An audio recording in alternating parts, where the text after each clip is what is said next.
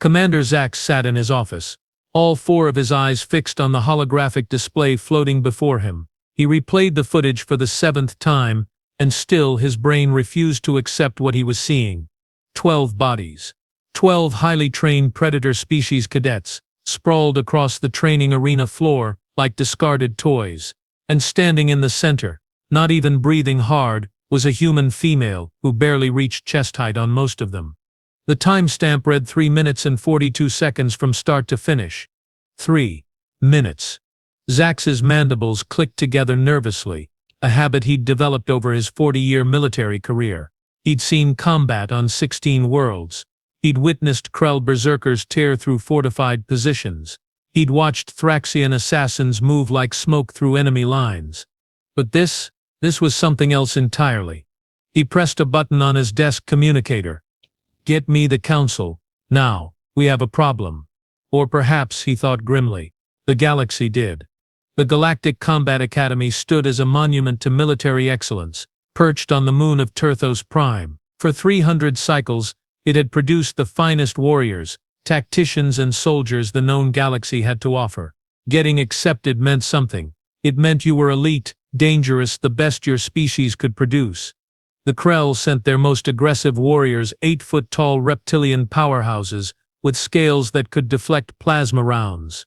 The Thraxians contributed their hunters, sleek and fast with reflexes that could track a fly in a hurricane. The Vosker berserkers arrived with their 4 arms and bad attitudes, each one capable of bench-pressing a small transport vehicle. These were the predators, the apex species, the ones who'd clawed their way to the top of their respective food chains through violence, cunning, and an absolute refusal to quit. And then there were the humans, the newest applicants. The charity case, as some instructors privately called them. Soft-skinned, single-hearted, no natural weapons to speak of. They'd only just achieved faster-than-light travel for Star's sake.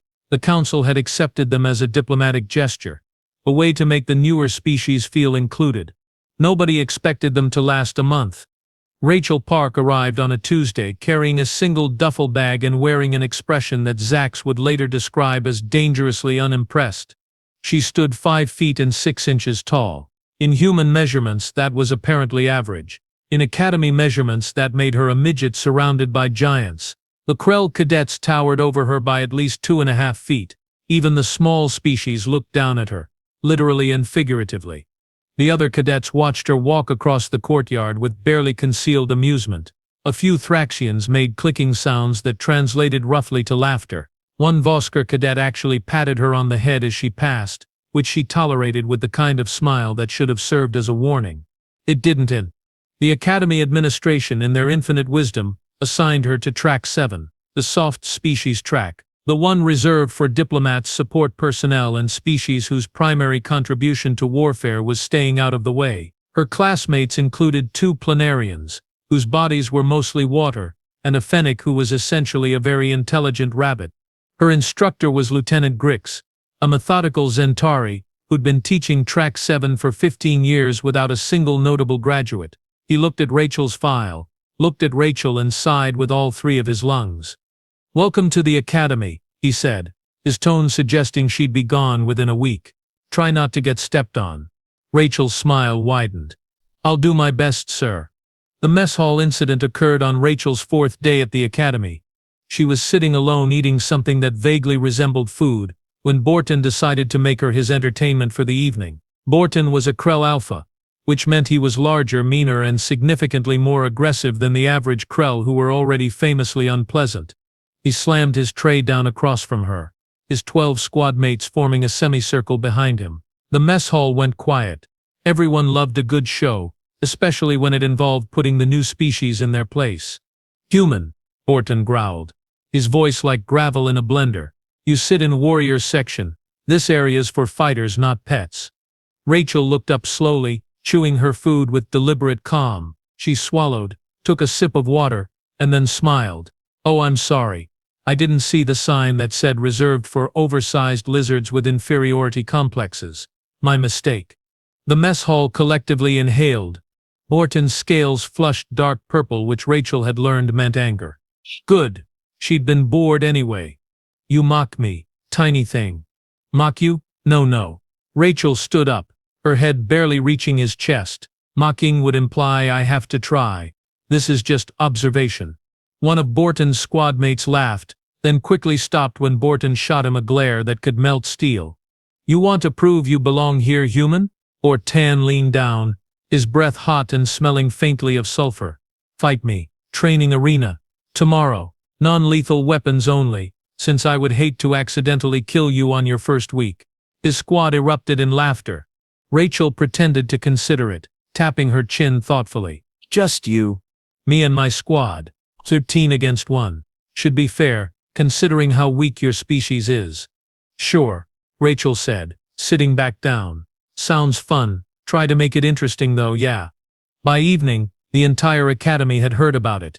The administration approved the match immediately, seeing it as an educational opportunity. Let the human learn respect for predator species. Let her understand the natural order. Lieutenant Grix tried to talk her out of it 16 times. She refused 16 times. Lieutenant Grix found Rachel in the equipment room the next morning, looking through the non-lethal weapons rack with the casual interest of someone shopping for groceries. This is insanity, Grix said, his voice taking on a desperate quality. Borton has killed 3 opponents in sanctioned matches. His squad has a combined combat rating of 94.6. You have been here 4 days. Yep, Rachel said, hefting a shock baton. She pressed the activation stud, and blue energy crackled along its length. This one's nice. That is a training baton. It will barely stun a Krell. Their scales are too thick. Noted, she clipped it to her belt anyway. Rachel, please. I am required to attend this match. I do not wish to watch you die. She patted his shoulder, which required her to reach up considerably. Relax, Lieutenant. I'm not going to die. I'm going to embarrass them. Grix made a sound like air escaping from a balloon. Outside, the betting pools had reached astronomical numbers. The odds sat at 300 to 1 against Rachel. A few humans had bet on her anyway, though mostly out of species loyalty rather than confidence. One planarian put 5 credits on her lasting more than 30 seconds, which was considered wildly optimistic. Borton and his squad arrived at the arena loaded for war. Shock staffs, stun nets, energy gauntlets, plasma whips. They'd brought enough equipment to subdue a small army. They strutted around the arena performing warm-up exercises that were clearly designed to intimidate. Rachel walked in wearing standard training clothes and carrying her single baton.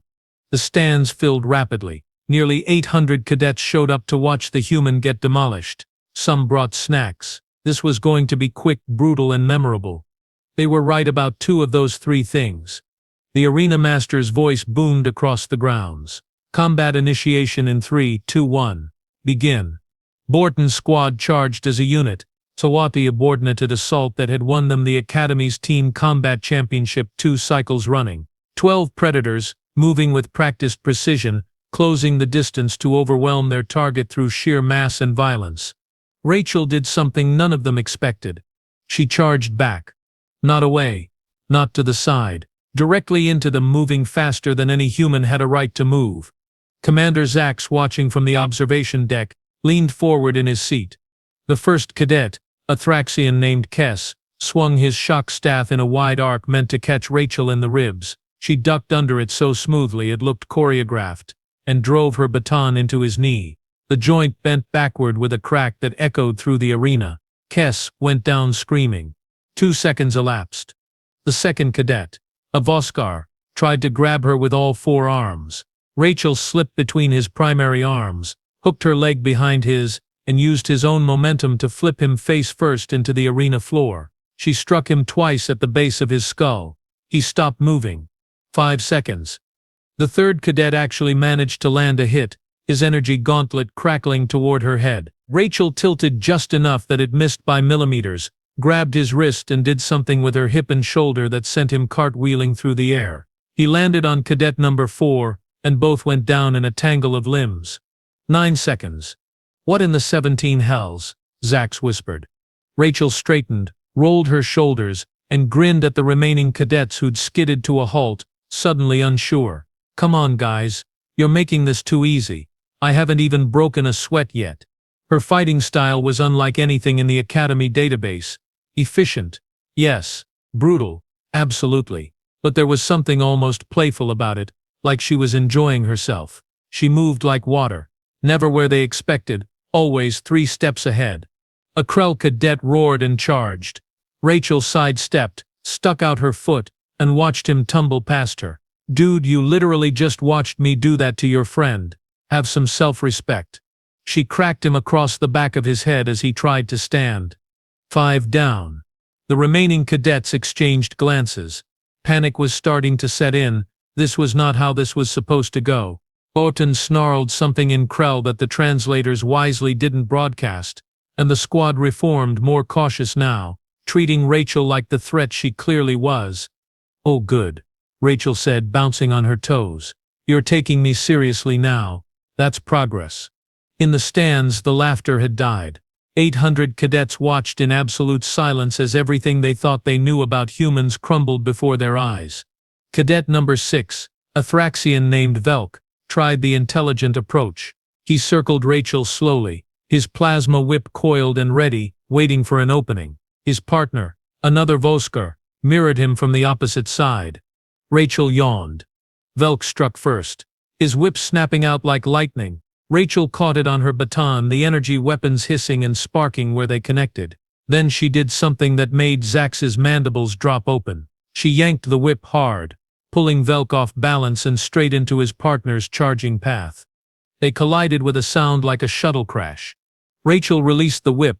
Coordination, people. It's important. She stepped over their groaning bodies and pointed her baton at Cadet 8, a Krell who was trying to flank her. "You. Your shoelace is untied." The Krell glanced down instinctively. He was wearing armored boots, no laces. Rachel's baton caught him under the chin with an uppercut that lifted him onto his toes. His eyes rolled back and he toppled like a felled tree. "Made you look," Rachel said cheerfully. The crowd was no longer laughing. A strange, uncomfortable silence had settled over the arena.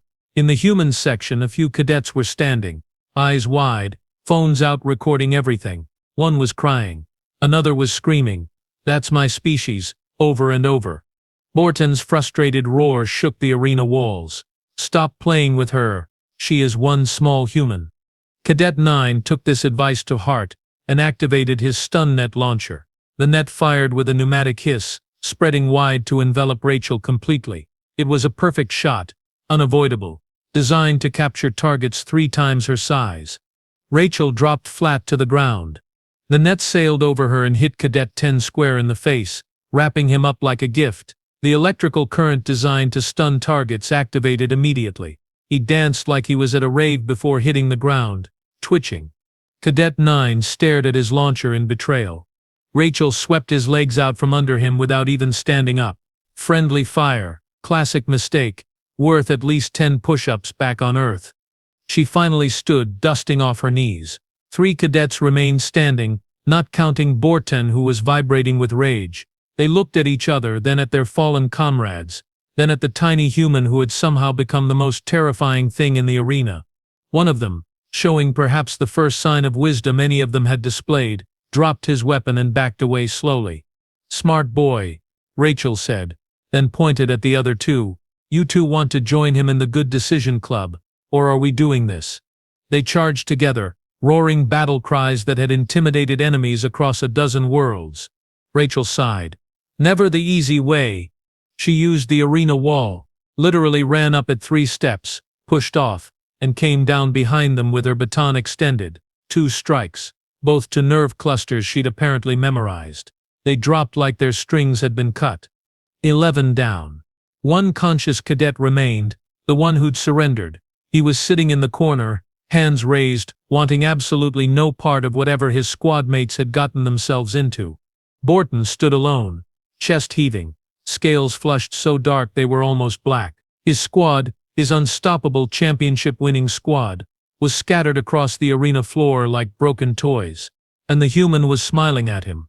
"So," Rachel said, twirling her baton casually, "ready for round 2, big guy?"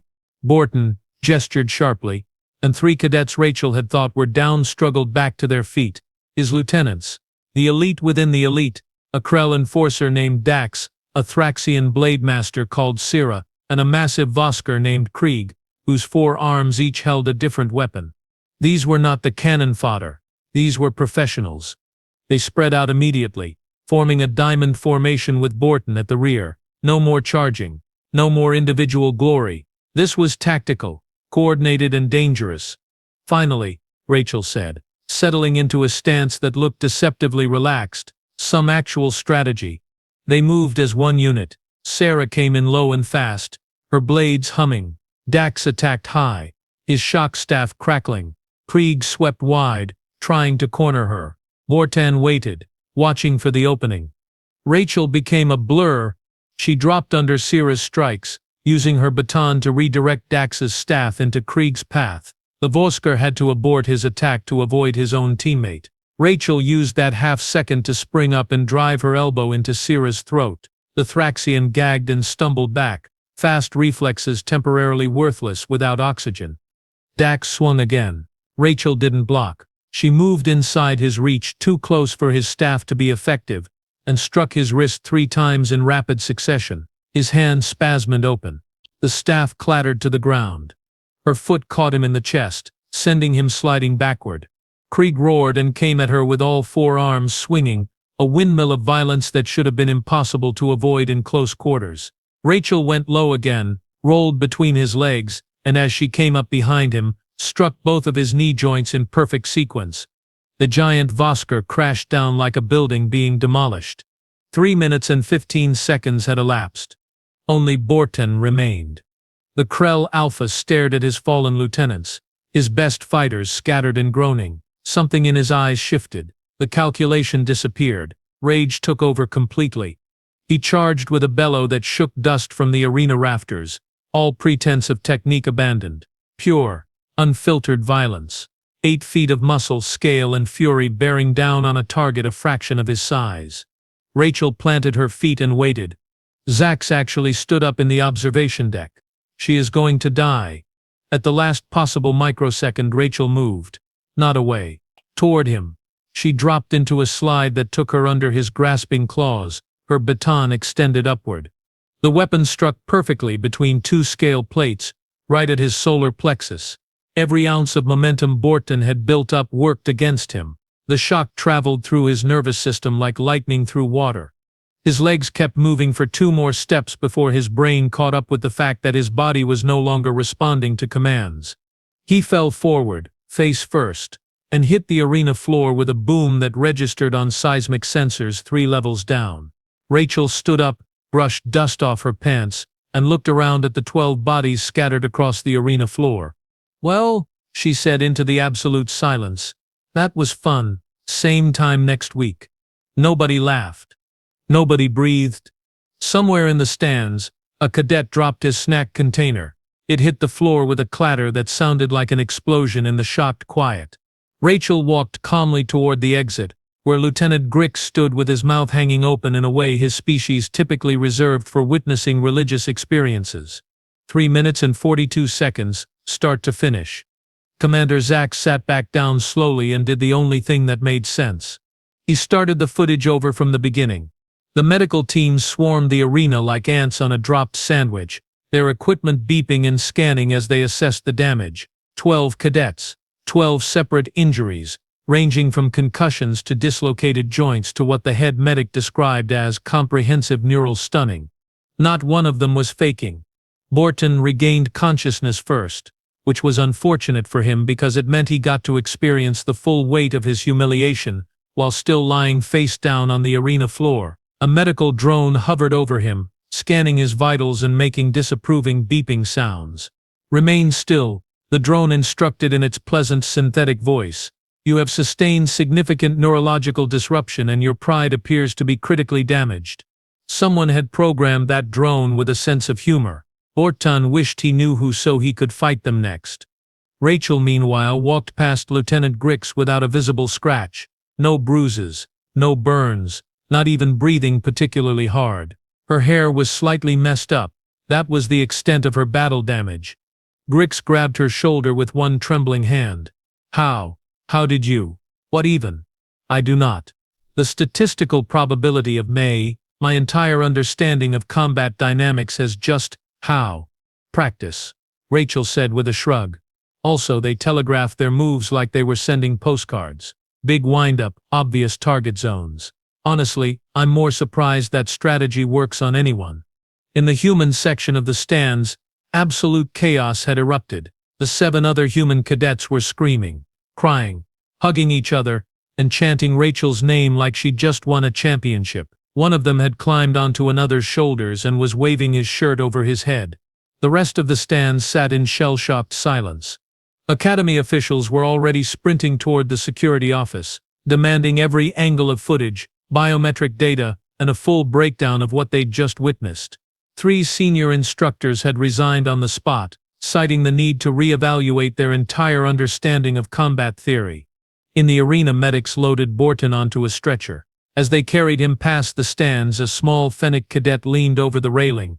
"Hey Baton," the rabbit creature called out. "Still think the soft species track is for weaklings?" Baton closed his eyes and prayed for unconsciousness to return. It didn't. Commander Zack spent the next 6 hours down a research rabbit hole that grew more disturbing with every passing minute. Rachel Park's file was embarrassingly thin. Age 23, from a place called California, bachelor's degree in something called kinesiology, which his translator rendered as the study of movement. Previous occupation listed as fitness instructor and part-time bouncer. A bouncer. She'd been a bouncer. That was her qualifier for the most prestigious military academy in the galaxy. She threw drunk people out of bars.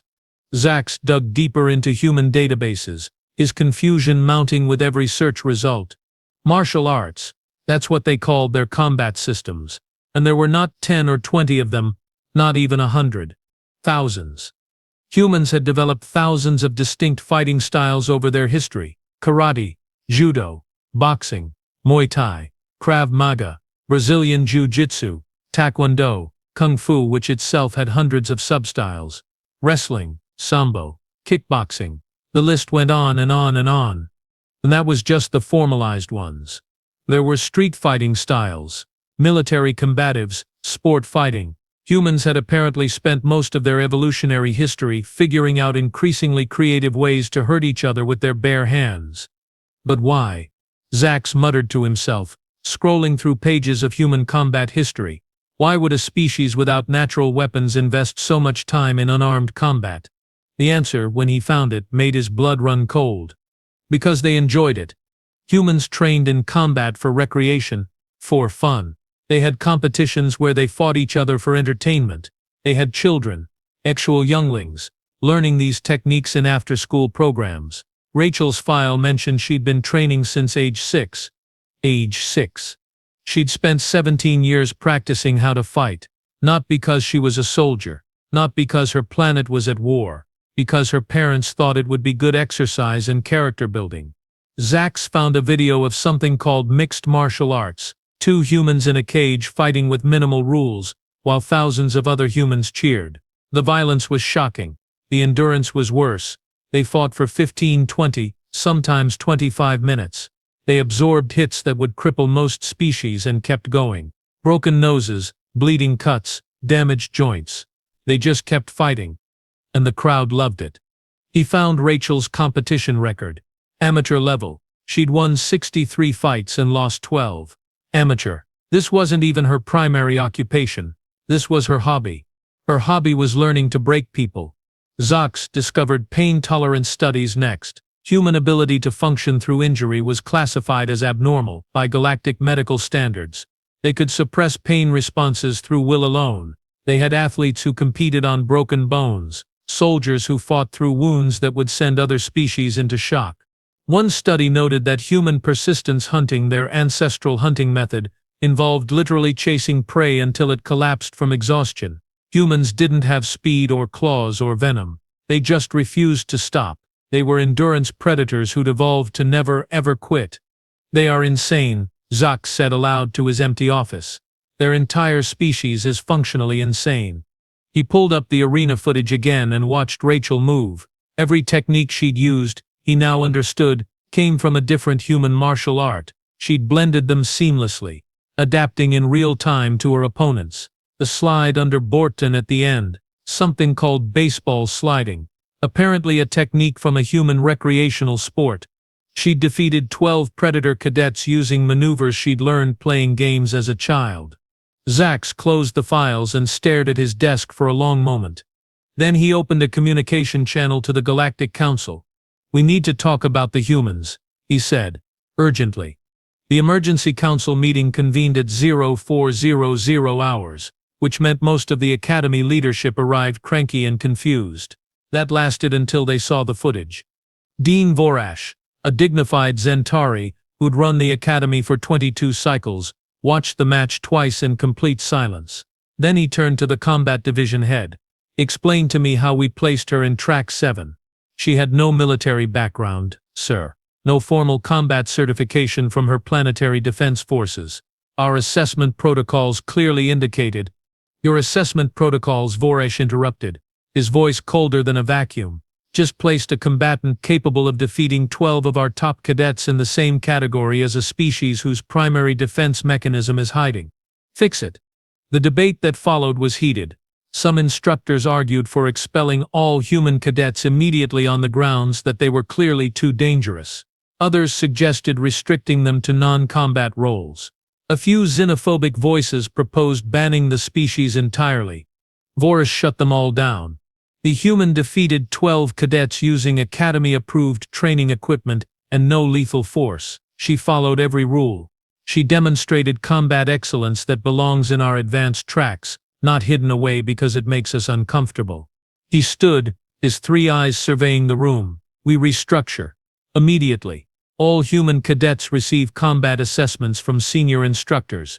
We redesign our evaluation criteria to account for their training methods and pain tolerance, and we stop, right now, treating them like charity cases." By morning, official notices went out. Rachel Park was transferred to Advanced Combat Operations, the track reserved for the top 3% of cadets. The other 7 humans received immediate reassessments. Baton, meanwhile, had submitted a formal request for a rematch, so had 6 other members of his squad. All requests were denied with a notation that read medical inadvisability pending psychological evaluation. The translation was simpler. No one wanted to watch them get destroyed again. News spread through campus faster than a plasma fire. By lunch, human cadets noticed something strange. The hallways cleared when they walked through. Cadets who'd mocked them days earlier now nodded respectfully, or avoided eye contact entirely. In the mess hall, a Krell cadet actually gave up his seat when a human asked politely. The predator species weren't afraid. Exactly. That would be too simple. They were cautious. Respectful. The way you'd treat something that looked harmless but had just proven it could end you in under 4 minutes. One Thraxian instructor was overheard telling his class, "If a human challenges you to combat, you do 3 things. Apologize. Back away. Run." It became the unofficial Academy policy. In the training yards, Rachel's fight was being analyzed frame by frame. Combat instructors from 6 species were incorporating her techniques into their curricula. The move where she'd used the arena wall, now a standard teaching example in environmental tactics. The Academy had been forever changed by 3 minutes and 42 seconds of footage. And Rachel Park had only been there for 5 days. Rachel's new fame was, in her own words, kind of annoying, honestly. She couldn't walk to class without cadets stopping to stare. Some asked for autographs. Others took pictures from a distance like she was a zoo exhibit. The Krell cadets, previously the most aggressive species on campus, practically dove into doorways when they saw her coming. One massive Voskar had actually apologized for breathing too loudly near her in the library. Her instructors were equally lost. Master Sergeant Krell, a veteran of 40 campaigns, stood in front of her during her first advanced combat class and just stared for a full minute. So he finally said, "What do I teach you?" Rachel shrugged. "I'm good with grappling and striking. Could use work on energy weapons, I guess. We don't really have those on Earth." "Right. Yes. Energy weapons, that I can do." He seemed relieved to have any answer at all. The Academy Media Channel requested an interview, which Rachel agreed to mostly because she thought it would be funny. The interviewer, a professional Plexian journalist named Torque, approached the conversation like he was interviewing a war criminal. How did you prepare for the match against Baton's squad? Torque asked, his voice serious. I stretched, did some jumping jacks. The usual? Yeah, you know. Warm-ups. Wouldn't want to pull a muscle. Torque's face did something complicated. You fought 12 Predator cadets as a warm-up exercise. What? No. The warm-ups were before the fight. Rachel paused. Though I guess the fight was also kind of a warm-up. I've had tougher sparring sessions at my gym back home. Tougher? Sure. My coach was a former Marine. He didn't go easy on anyone. Rachel grinned. Also, he knew what he was doing. No offense to your cadets, but their technique was sloppy. All power, no finesse. The interview clip went viral, across 17 systems. The most replayed part was Rachel saying no offense after casually stating that the Academy's best fighters had sloppy technique. Baton watched it from the medical bay and seriously considered transferring to a different academy. One on a different planet. Preferably in a different star system. Commander Zach stood at his office window, watching the training yards below. Rachel was down there running solo drills with an intensity that made the other cadets look lazy by comparison. She'd been at it for 2 hours. She'd probably go for another 2. Because that's what humans did. They trained until their bodies broke, then trained some more. The footage had spread beyond Turthos Prime within days.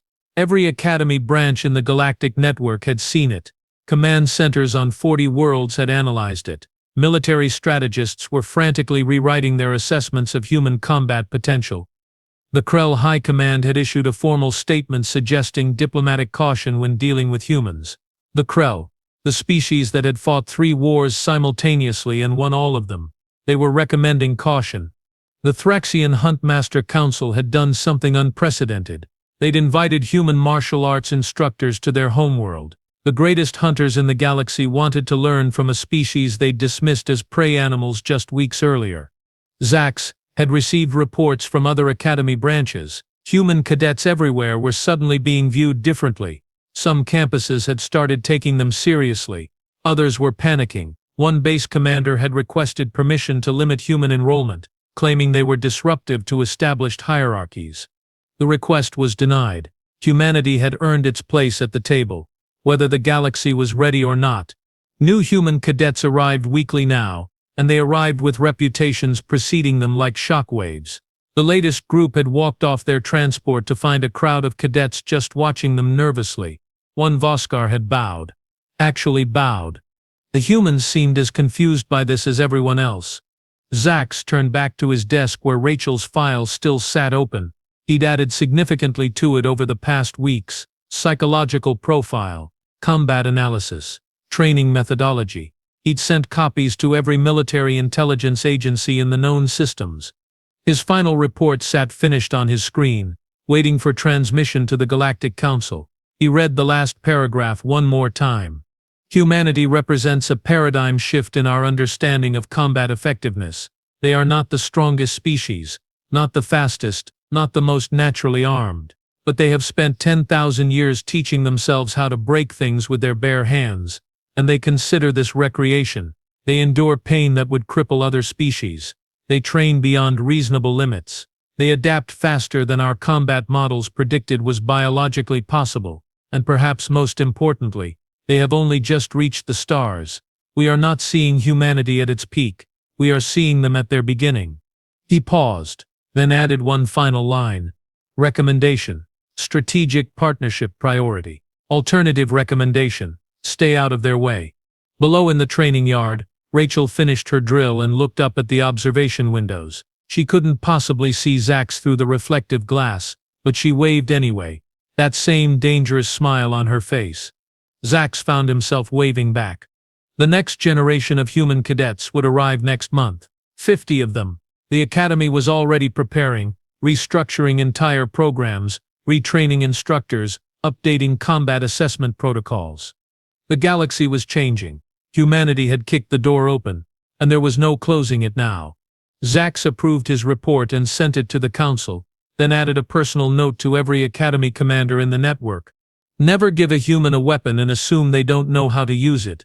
More importantly, never assume their body isn't already a weapon. They've spent their entire evolutionary history making sure of that. We're just now finding out what that means." He watched Rachel leave the training yard, surrounded by a respectful bubble of space that followed her everywhere now. She was eating an apple, completely unbothered by the fact that she'd fundamentally altered the galactic military hierarchy in under 4 minutes. Somewhere in the medical bay, Orton was finally being cleared for active duty. His first request was a transfer to a different combat track, away from humans, far, far away from humans. It was approved immediately. Zack smiled, his mandibles clicking in amusement. The galaxy had spent centuries believing it understood warfare, combat, and the nature of predator species.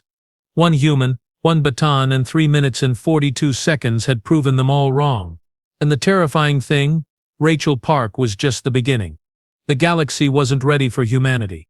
But humanity was already here.